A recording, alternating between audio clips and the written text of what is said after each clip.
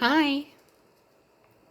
So this little man discovered today that I am actually courtship nodding at him, and it has changed his whole walk. Yeah?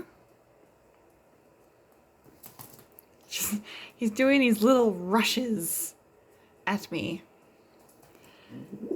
They're not particularly graceful. I'm trying to have my hand in here so you can see what timing is keeping him excited. So what you want to do when you discover, these courtship nods is you kind of want to mirror back at him. So they do this timing where they come down and they pause at the bottom of the nod, like this. And if you can do that with him back and forth, just try to match his timings, you can generally get them pretty excited. How I started with him was with my head. He actually did not see my hand do it really in the way that he, I guess, was looking for it right away. So I had to start with my head and then transfer it to my hand. And a way you can do that is to, basically do the hand nod at the same time you do the head nod, which I'm doing now, which is why he's getting all excited again, because I think he likes the head more. His daddy liked the hand more, and I had to transfer it to my head. So I guess it'll go either way. So just know that you can start either at the head, or you can go down, up. You can go up and transfer it to the head. So either way. And you'll see that when he courts, the head nods are very pronounced. So they come down, and then they pause, and then they come back up again. Yeah? And when he courts me, I'll try to do some head nods, because he likes those the best. Yeah? So he can do a little bit of dancing for me.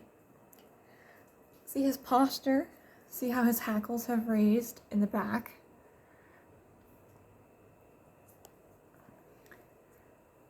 And he's arching his neck. He's doing it less now, but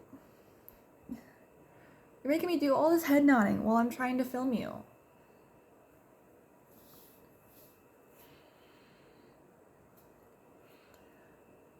Is he not cooperating? Yeah? Yes? Can you cooperate with me?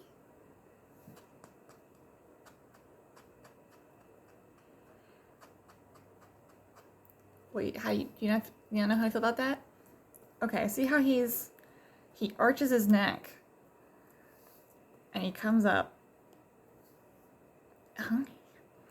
His crest gets a little pointier because he's tightening some of the feathers on the back of his neck. He's doing this little dance. Now he's got kind of a baby coo. And he's got some little air noises, which probably won't always be there. But you can see the angle of his head. It's a very showy angle. It's kind of like a show horse. And they'll do these little rushes with their tail fanning.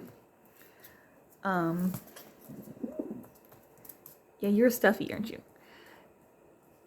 And now, basically, if you just want to play that back, or if I can keep it going, you'll see that he does these big spins as he's showing off.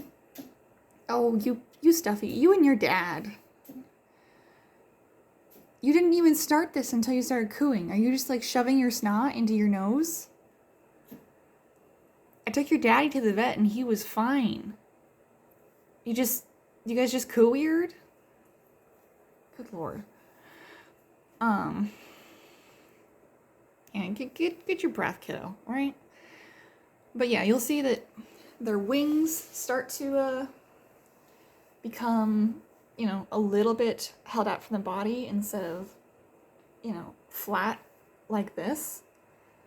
you know, they jet them out a little bit. What are you doing? Hi. Hi. I'm nodding to him again with my hand, which is why he's going back. Often you'll see them try to do it. See his wings drop? Like that. It's part of the sexy wing, is they drop them down a little bit. And he just holds them in a way that's more pronounced, and you're going to see more of them than the regular fashion. They walk with that arched neck. Their head kind of does these little runs you do. You're so funny. They have that arched neck with the head kind of pulled back in. You are so hilarious. You are so funny. And you can see his hackle, or I call it the bustle, but that's not the correct term, in the back there, right in the center of the frame. Those feathers start to lift up, gives him a kind of textured appearance where he otherwise might be very smooth. This may be some preliminary flirting behavior when they do that preen right under the arm. Not now, but that one, pretty much. When he goes under there. There's a type of that which happens right before, basically, copulation. It's often accompanied by a very zipper-like noise when it's particularly, you know, that sort of flirtatious behavior. The air conditioner just came on, which is what that noise is. But yeah, he's shown some of the things that you want to look for when you are trying to determine what your pigeon's dancing for. You know, they dance for a lot of things.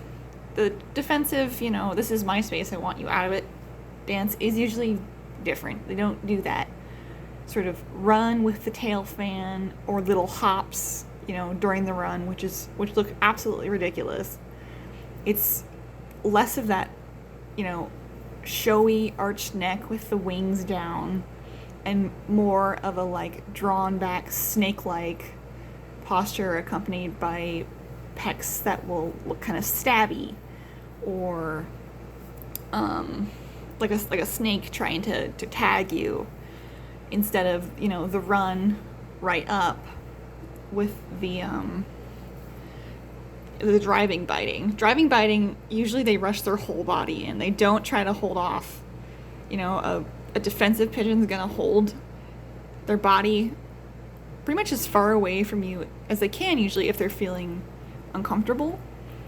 And then they lunge in with just their neck, and usually their feet are kind of spread off. But this is very typical flirting biting, where he just runs in real fast, and he's not biting particularly hard, but that's not really like the perfect measurement, because sometimes they really do bite kind of hard because they just get a little too enthusiastic. Yeah.